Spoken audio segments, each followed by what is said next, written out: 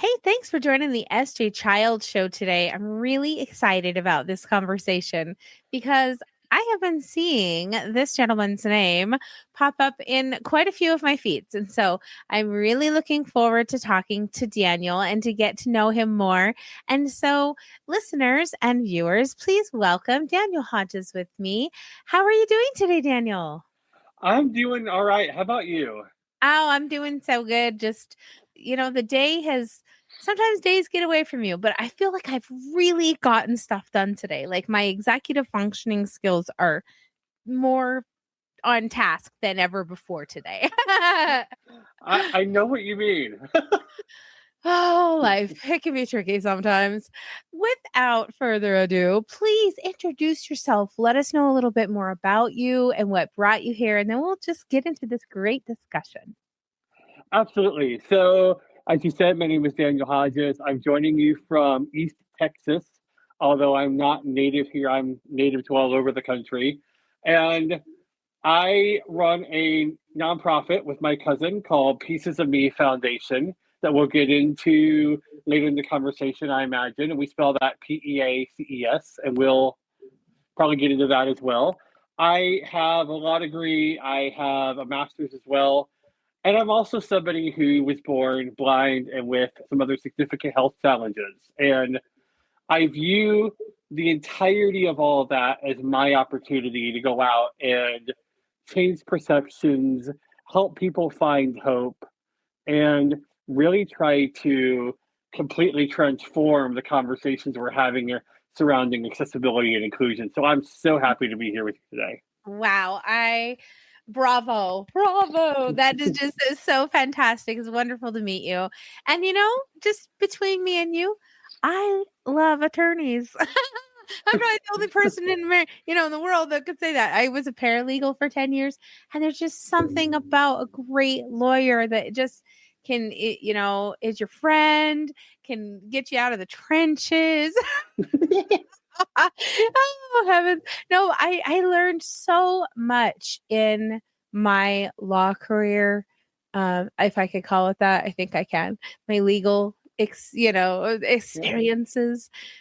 I really think it shaped who I am able to be today as far as like how I was able to understand being a writer or even, just reading general legal things for my Yeah. family. I completely agree. And that's a question that often comes up because I haven't sat for the bar. And, that was due to a lot of reasons, primarily health and other things. And people ask, well, don't you regret not sitting for the bar? And I said, no, that wasn't the entire point. Yeah, The point was to learn how to advocate and to I love be that. able to understand things from that point of view, which I have. I feel like my nonprofit work, I feel like my writing, my speaking, all of those things and more have benefited from me graduating from law school. And, as it so happened, I felt called to start a nonprofit while I was in law school and to really work being a peacemaker and to bring people to the table on a larger level than simply litigating cases. So, no regrets. I love that. I really do. And I'm really grateful that you're bringing us this experience and this level of it feels like wisdom that you have been collecting throughout your experiences. And, let us know. Let's talk a little bit about accessibility as a child and talk to us about what that was like as far as times have changed. What does Yeah. that, how does that feel for you now? So growing up, because I had just a little bit of vision in my left eye, and I was in rural Ohio at the time, nobody knew where to send me. You go to the doctor's office and they'll say, well, one of these days we'll have retinal transplants, or one of these days we'll have microchips. And the message, sometimes subtly, sometimes not so subtly, was always your potential is tied to you having this astonishing eye surgery. And so there was never Braille, there was never assistive technology, that taught me non-visual skills. There was never a white cane. And that really shaped my self-concept growing up. Fortunately, when I was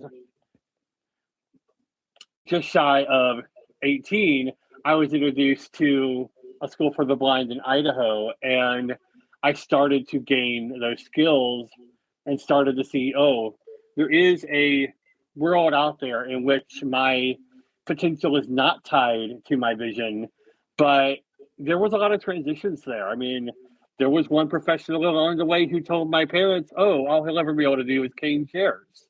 And there was an eye surgery that we pursued when I was 15 that was medically dubious, but it was a long shot. But we pursued it because, again, we thought that that was the only path forward. And, what ended up happening there was I lost the little bit of vision I had in my right eye, and I got to experience what an eye rejecting an implant feels like. And it's not real fun.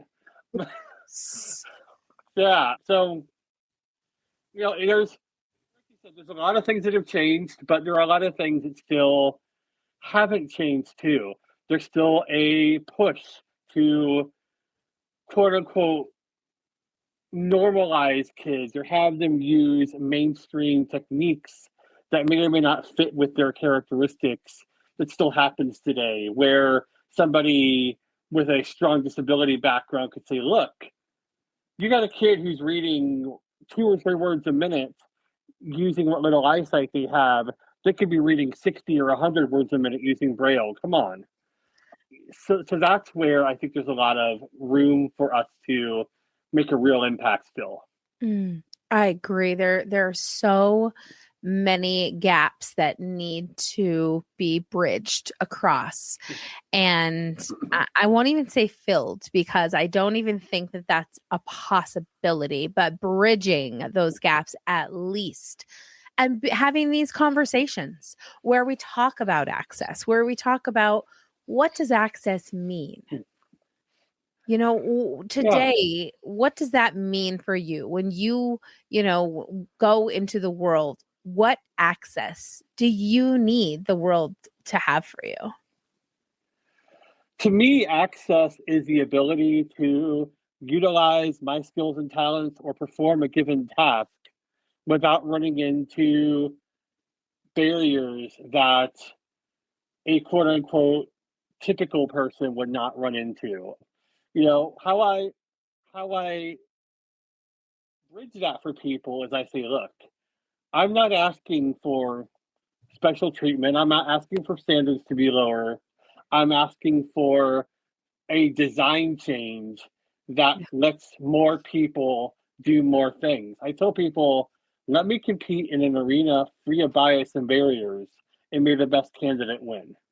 That's, to me, that's what equity looks like. That's an extension of what access looks like to me. Absolutely. And it couldn't be more general for everyone who needs it. It needs to be, individualized, yet it also needs to be broad enough to fit a community that have, within the same boundaries of needs and accommodations to be met. And the world was designed, I don't know who, we won't go there, but the new designers of the new world that we have got to make are going to be the voices of today, are going to be you and I, and the people who we can bring in, hopefully, to make these, design changes. It's tricky. Absolutely. And I think there's a fundamental misunderstanding that got us on this particular design tangent, which is people have been brought up to believe that the physical characteristics or mental characteristics that define quote unquote disability are themselves the problem. And the example I use is most people drastically overestimate the complications that are intrinsic to vision loss, let's say for blindness, as opposed to systemic or structural or societal barriers. I say in my life, 30% of the barriers I face or the hardships I face with regard to blindness are actually intrinsic to vision loss, where the other 70 are traceable to access barriers, stigma, having to, try twice as hard to prove that I can do something Mm. because people can't imagine doing something with their eyes closed.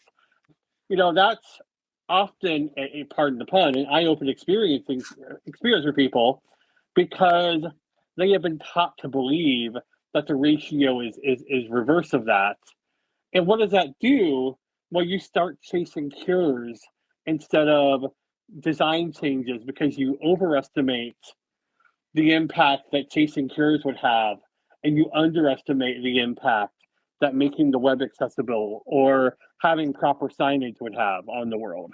Yeah, absolutely. I don't know the history of when they started introducing Braille or anything like that, unfortunately. Maybe I'll have to do some more research, but I find it so fascinating that, as I started to learn more about vision in having some vision impaired guests on the show and really kind of like you said, opening my eyes to the lack of access and just it kind of like hurt my heart. Like, wait, I didn't know this. I didn't know that this was what was happening. Like the people were really experiencing these types of limitations. And I'm so grateful, like so appreciative and so grateful that you have been able to come and explain these things to me, because in my world and in my life, it's given me the opportunity to understand the need to build things in my life differently, to be more open in understanding access and inclusion, not only as, for an autistic individual, but really inclusive in societal community in general. And I mean, I just want to wrap my whole heart around it. Well, that's awesome. And I think as we work through issues that are so complex and dynamic as accessibility and inclusion are, it's important to give ourselves and each other grace because none of us has this all figured out. I know even running an accessibility themed nonprofit for the last 7 years, I'm still learning things. I'm still tinkering around the edges, trying to make sure that my work is as good as it can be and educating myself on a number of different fronts. And I think one of the things that I try to do in my work and that we try to do through Pieces of Me is remind people that having a misunderstanding doesn't make you bad. It just means that we all have room to learn and grow together. Absolutely. And, I love to say a little bit of knowledge turns fear into understanding, because sometimes you have that confusion when you don't understand something, and it's fearful to ask questions maybe, or, and so I think that it's really important when we find that when we bridge that informational gap, that can be so just open for everyone to be able to have a better experience. So I'm really excited about that. Me too. And it's it's amazing what that can do for basic connection, like you were saying. I was having a conversation with the local leadership at my church a couple weeks ago, and we came and we just sat down and had a 10-15 minute discussion about accessibility. And it was amazing on one hand that so many of the things I take for granted were just completely foreign to them.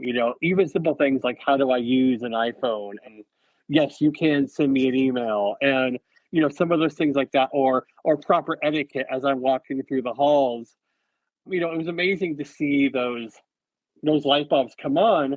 But then the other thing I've noticed in the last couple of weeks in church is those same people seem to be much more eager, much more comfortable, maybe is a better word, when it comes to walking up to me and shaking my hand and having a Yeah. conversation for a minute. And I'm like, they never wanted to be not inclusive. They never wanted to be distant. They didn't know how to respectfully approach in a way to draw a connection. And sometimes the fear of being rude disconnects us, and it trumps the fear of being distant. And I'd love to flip that and say, not that I want people to be rude, but I want people to be curious. I want Curious. people to be vulnerable, and when we're vulnerable together, we connect. I love that. Absolutely. And connection is the best thing. And connection can be made on so many levels. And that is something that we are also learning about in accessibility is the connection. Let's, say, for example, the spellers of the world that are coming to the forefront of the community that have been unheard and for their entire lives and now are having this chance to tell a story. It's phenomenal. And these types of accesses to each individual who need are imperative from the get-go that, our professionals and providers try to create things in general for everyone who needs them. So tricky. Yep. But I think we're on a good tell me about Pieces of Me and where it started and like kind of the heart behind it. Yeah, so we have a mission statement that asks us to do three things. We provide community education, we provide innovative professional training, and we provide connections to relevant resources. And all of it is designed to break the stigma surrounding disabilities of all kinds in a transformative manner. And to me, those three buckets of activities, the education, the training, and the resources, they're all interlinked, and they all create a synergy that really moves the conversation forward. And it started back in 2019. I was getting my butt kicked by life, not gonna lie. I was in between my first and second year of law school. I was looking at having a foot surgery. I was in the midst of a profound mental health crisis, and I was really seeking answers. And it so happened I went out to visit my cousin in Arizona, and we got to talking about what I had been through. Got to talking about her invisible disability as well as her daughter's unexpected limb differences she was born with. And I said, Christy, there's commonality here.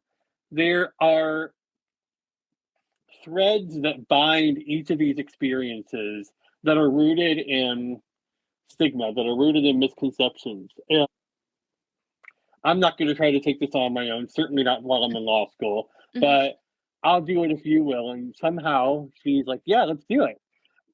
It was always meant to be, it's always been meant to be an organization that connects people together in the cause of bringing some of these issues to light and dismantling some of these misconceptions together.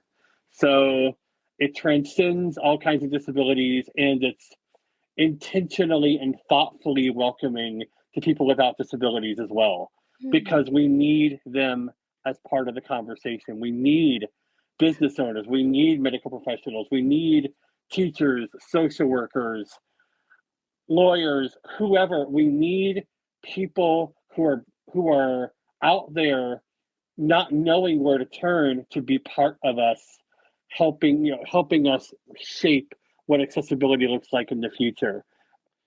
The initial spelling of the name Pieces, it was meant to signify that we are helping people understand that they're not broken, and that there is no missing piece, PEICE, as part of having a disability. But peace, PEACE, comes at least in part from accepting who we are and embracing who we are and asking, okay, what's next? And then 4 years after that, 2023, while we're dealing with the world being on fire in a number of ways, I was listening to a church talk about why we needed to be peacemakers in our own realms of influence. And I was able to take that back to my team, who represent a number of different religious and political philosophies. We're not monolithic in any sense. And I said, look, we're not going to even talk about the theology of this, but just the practicality of we need to be peacemakers in this realm. Mm. As a leader, I feel this is what I'm called to do, and fortunately my team got behind it. And so we really focused in on meeting people where they are, calling them in rather than calling them out, and saying, if you're willing to sit down with us and have a vulnerable, raw, real conversation with us, I'm not going to worry about if something comes out indelicate or sideways, or if you ask the wrong question. There's not only grace for here, I will mentally and psychologically and spiritually hold this space so that we can learn and grow together.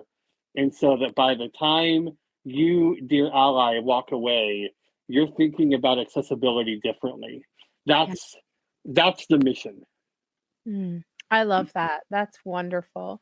Do you have events where you're at? Do you do things online? Where do you find and prefer the missions experiences?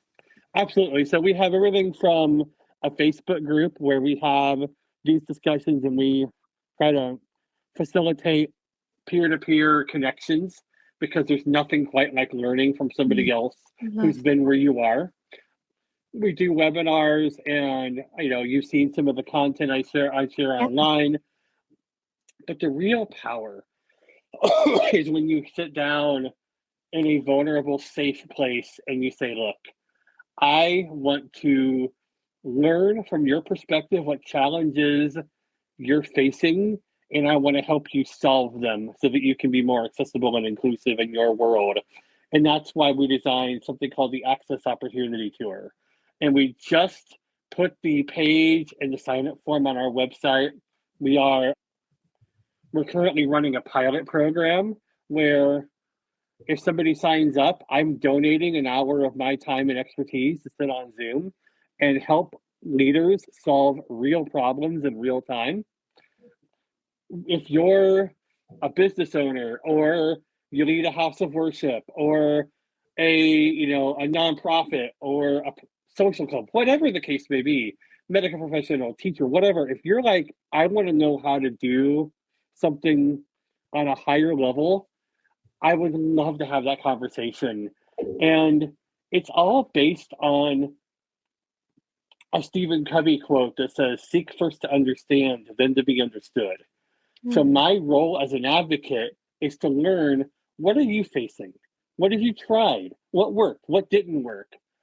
I want to know all of that before I even think about offering a recommendation, because I want to know that whatever I recommend is going to be replicable, sustainable, and deeply relevant to you. That's so thoughtful. And I just put up the website and the Access Opportunity Tour information.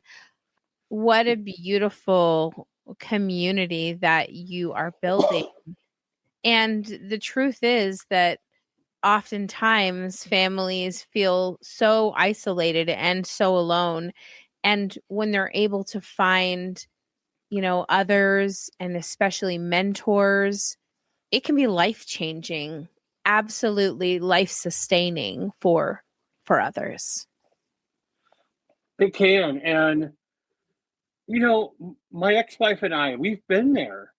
When our daughter, who just turned 18, when she was born, we were living in Denver, and we had thought that we had found a hospital that would learn with us as far as what it takes to be a successful blind parent. We had the conversation. We'd actually, left one hospital during her pregnancy because we felt unsafe. And we went to another one where we thought we were safe, only to have the medical staff turn on us right after our daughter was born. And my ex-wife had changed all the diapers successfully. She had nursed successfully. Every box had been checked. Every box had been checked. And yet, by the time we got home, CPS had already beat us to our door and left a note on our door saying, there's been a CPS referral. We need to do an investigation. We'll be back. In the midst of all of this, we knew that because of the cancer that my ex-wife had as a baby, that our daughter, any of our kids, would have a 50-50 shot at having the same eye cancer. And as it turned out, she did. So we ended up having to convince a CPS worker who fortunately was much more open-minded that we were capable parents while we started cancer treatment for our baby. Wow. As parents who were in our early 20s, and I was working full-time graveyard at the time. We were up against it, and at that time, not only did we not have any other mentors that were able to mentor us through those particular struggles, we actually had a good chunk of our community who, when we needed support, when we needed that shoulder, they heard kid with cancer and they checked out. And so we've been there. Fortunately, I have to say, our daughter had a tremendous recovery from the cancer. Oh, She exceeded all congratulations. she exceeded all of the expectations, and I'll put it to you this way. It was a cancer of the eyes. Most kids with this condition lose at least one eye. She didn't. And Oh, as a matter of fact, as we're recording this, I found out right before we jumped online that she passed her driver's test. oh, So yeah, congratulations. Publicly congratulating her. yeah. So yeah, that's all to say. This all came from this this organization, this work comes from a place of trying to build what we wish we would have had. Yeah, exactly. And it's too bad that we have to go around asking now. And it couldn't have been just something normal then that could have been the starting point. But that's what we have to do now. We have to use this as our starting point and we'll make it right moving forward. Because, right, is when do better, right? Whatever Yeah, it is. Like, yeah.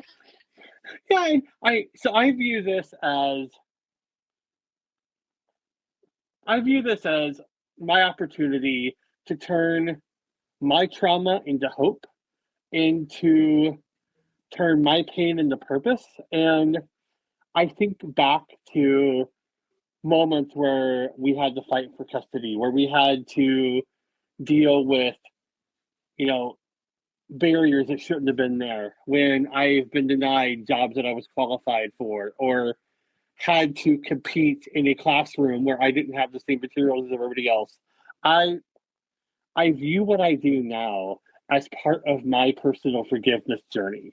And I mhm, view it as part of my path to say, okay, I'm able to take these experiences, take my gifts and talents, and use them toward trying to make this world a better place, and trying to shine some light and bring people into this conversation, because I do believe that our best days are ahead of us with regard to the kind of inclusion, the kind of design, the kind of culture that we can build together. absolutely. I love that. Before we go, I would really love maybe my listeners to have a real tangible idea of what accessibility tools you have now that you use every day.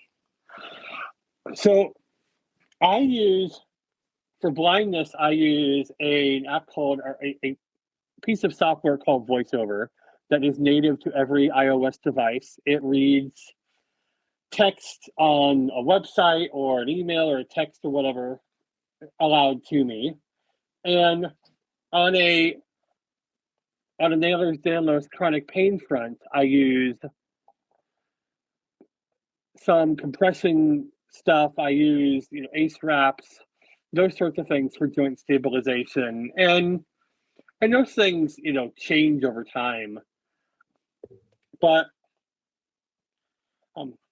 I'd say probably the biggest thing is between the years. I try to remember that mindset and remembering that, this is a growth journey and that those barriers can be resolved. That's been the biggest thing I have to really remember as a tool. Yeah, absolutely. You have a great attitude. And I think that, the biggest part, the hardest part really of some people's challenges is their own mindset and their own, being able to kind of get themselves out of the funk and back into the flow. Yeah, and to be clear, I deal with that sometimes too. I deal with pretty severe depression sometimes. I've lived with a diagnosed anxiety disorder for most of my life. And so it's not always easy, and it's not even always evident in my life. But at the same time, being able to allow myself grace and say, I don't have to be smiling every day. I don't have to be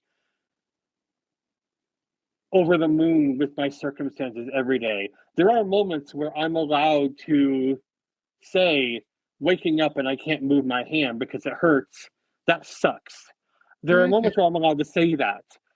It's a matter of, do I stay there? It's a matter of, do I allow myself to linger there long enough for it to start becoming counterproductive? And one of the things a therapist told me years ago that I lean on is service, doing service in a way that is meaningful and is utilizing our unique gifts and talents is a great way to put our perspective back in order. Absolutely. Wise words. And it's been so great to get to know you. Where can people find you? Are you on social pieces of me on social media, things like that? Give us all the download. Absolutely. So I'll make sure you have all of the social links in the show notes. LinkedIn, I am Daniel Hodges, JD MHA. You can look for me in my suit and my cowboy hat. And that's probably the best way to connect with me individually. Although if you drop a message through the website, I will see that as well. And yeah, one thing I'll tell people, a like or a follow on social, those add up. So you don't have to have a disability to be part of this. You don't have to even be up to date on what it even means to have a disability to be part of that. We will meet you where you are. We want to meet you where you are. And yeah, a like or a follow can do an amazing amount of good as we add them up and as we bring people into this growing community. So please go follow, please go and share this information and share this podcast. And I just want to welcome you back on anytime. If you have any events or, things that you'd like to promote, please share. I am the queen of referrals. Awesome. So I'd love to do that. It was so great to get to know you, Daniel. I appreciate your time, and I just completely honor your situation, your vulnerability, and I just thank you. Thank you so much. Thank you for having me. It's been a great conversation. Yeah, I look forward to staying in touch. Likewise. Empowering voices, meaningful resources, stronger connections. Be a part of it. This is the Neurodivergent Resource Podcast. Join us.